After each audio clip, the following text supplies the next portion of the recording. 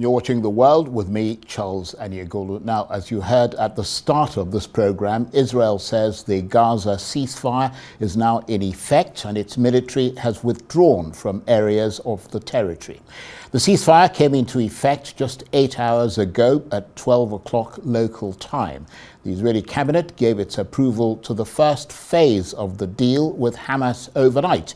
The agreement will see the release of all the remaining hostages and some Palestinian prisoners, the withdrawal of Israeli troops, and an increase in humanitarian aid for Gaza. Today, at noon, a ceasefire went into effect after 2 years of fighting in the Gaza Strip. With our forces positioned along the agreed-upon deployment lines, a 72-hour period has begun during which our hostages will be returned. I call on the residents of Gaza, avoid approaching areas under IDF control. Well, for more on this, I'm joined now on the line from Bethlehem in the West Bank by the Communications and Advocacy Coordinator for Action Aid in the occupied Palestinian territory, Riyam Jafari. And Action Aid is a global federation working across 70 countries, including here in Nigeria. Thank you very much indeed for joining us. Were there celebrations where you are? Thanks for having me. Yes, this ceasefire is bringing hope for the people and some of optimistic feelings for the people that they endured unimaginable conditions after 2 years of war. We have a cautious feeling and a cautious happiness for receiving the news of ceasefire here in West Bank, because we always skeptic that Israeli authorities will not adhere to the commitments of ceasefire, and sometimes and it happens that Israel is used to violate the ceasefires and the agreements. So the people in Gaza have mixture feeling for receiving ceasefire. They are happy because the bombing is stopped, the killing is stopped, the genocide is stopped, and they are very sad for the loss of their friends, their beloveds, for their sons, for their daughters, for their homes, for their properties, for everything. So Palestinians are holding their breath and they are feeling relieved after this ceasefire.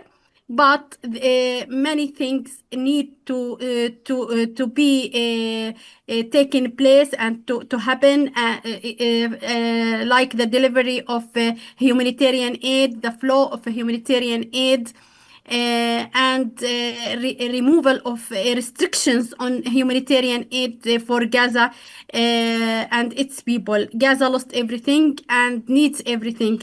So we are asking the governments, especially the mediators and the government that worked for reaching this ceasefire, to continue their roles in securing the implementation of the ceasefire and in securing the delivery of humanitarian aid for the people who desperately needed everything in Gaza. Indeed, but is it your sense that the war is over, or that this is just a temporary ceasefire? This is an initial step for ending the war, and we do not know if the Israeli will violate this truce and this ceasefire and return to the war. We need ending the illegal blockade on Gaza. We need ending illegal occupation for the West Bank. The violation of the rights of the Palestinian people are continued. We need justice for the Palestinian people. We need to tackle and to address the root causes of this war and other wars inflicted on the Palestinian people. So the bombing is over, the killing is over, but still the war and its consequences is still ongoing, because the world need to take more actions and more pressures to achieve justice and rights for the Palestinian people according to international law. And I mean, you work for Action Aid, which is obviously an important aid agency in that region. I mean, do you have any sense of when the aid trucks will start to roll in, or have they already started coming in? Until this interview, we do not have a clear details or information about the flow and the delivery of humanitarian aid. But what it was declared and what was announced in the agreement, that there will be from 400 to 600 aid trucks will be allowed to Gaza, which is not enough. And there will be, according to some information, that there will be 400 aid trucks after the implementation of the first phase of the ceasefire. That there will be 400 trucks that will be allowed to Gaza, and then they will be increased. But again and again, we need to all crossing borders surrounding Gaza to be opened. We need to have a full access for a humanitarian aid, and to remove all the restrictions on the quantity and the quality of aid. Gaza needs medical equipment, medical supplies, food, shelters, clothes, sanitations, soups, reconstruction materials. We are talking about 2 years of war, about famine. So addressing these destruction, these issues need a lot of aid, need a lot of quantities of aid, and also we need medical staffs to enter Gaza to help the Palestinian medical staff who worked for 2 years. We need journalists to also to go to Gaza to see the atrocities, to see the destruction, to see the suffering of the people, to tell the world what it is committed in Gaza. Again and again, the international community is demanded to achieve accountability for the Palestinian people, to hold all the war criminals accountable for their war crimes committed against the Palestinian children, women, people in Gaza. Well, I mean, all that, of course, is going to take a very long time. But in the immediate sort of moment, one of the particular details that's in this first phase of the deal is the partial withdrawal of Israeli troops in Gaza. It's estimated, though, that they would still control about 40% of the territory. I mean, we heard one of the Israeli military spokesmen there warning Gazans not to approach anywhere where the IDF still has control. I mean, well, what's your reaction to all of that? Our reaction that we need to continue withdrawal from all parts of Gaza.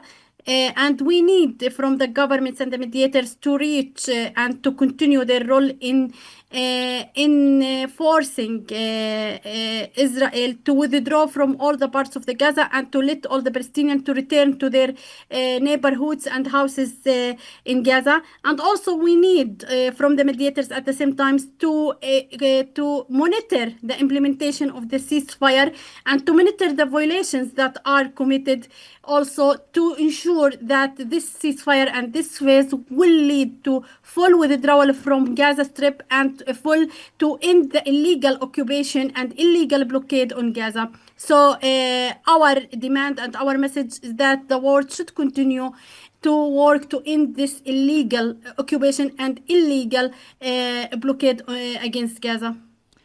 Indeed. I mean, a lot of people would agree with you that it is not justifiable for Israel to remain in Gaza even after the release of the hostages. But these things have to be taken gradually, and confidence-building measures put in place. But of course, one of those who is giving guarantees for confidence on both the Israeli and the Hamas side is President Trump. One of the things that has been agreed is the eventual disarmament of Hamas, and if that does not happen, the Israelis have warned that they might come back into the war. I mean, what's the feeling in Gaza and the West Bank? Do they agree that Hamas should put down its weapons and leave Gaza? This is a political questions, and this question is connected to again to the achieving justice of and statehood for the Palestinian people, and this question could be solved if there is a Palestinian leadership and the Palestinian Authority and the Palestinian management for Gaza and the West Bank. So the Palestinians, what the world is demanded now to achieve statehood and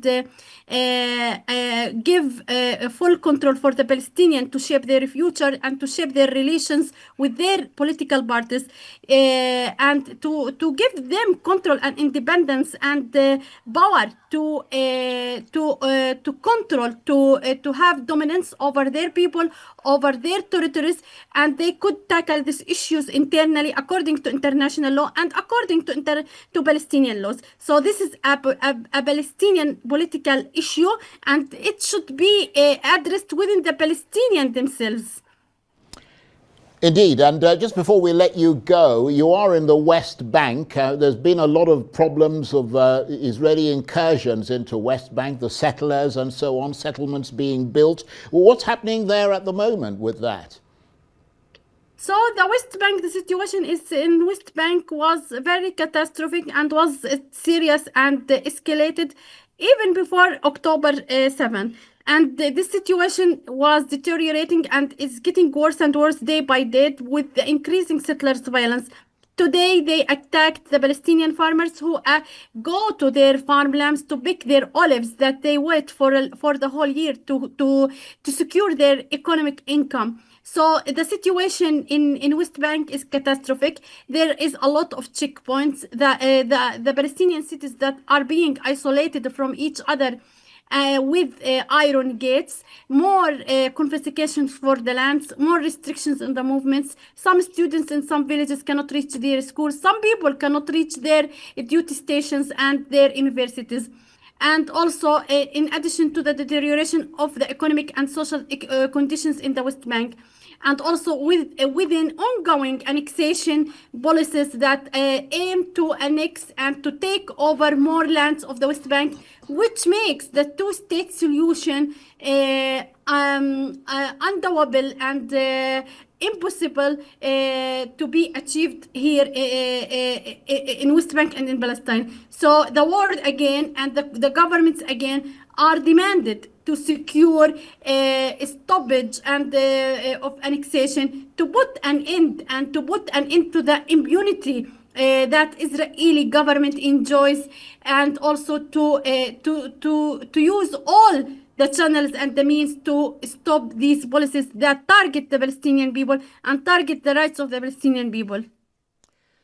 I want to thank you very much indeed for taking the time to bring us up to date and to put your point of views across. Riem Jafari is the Communications and Advocacy Coordinator for ActionAid in the occupied Palestinian territory of the West Bank. She was talking to me on the line there from Bethlehem. Thank you very much indeed.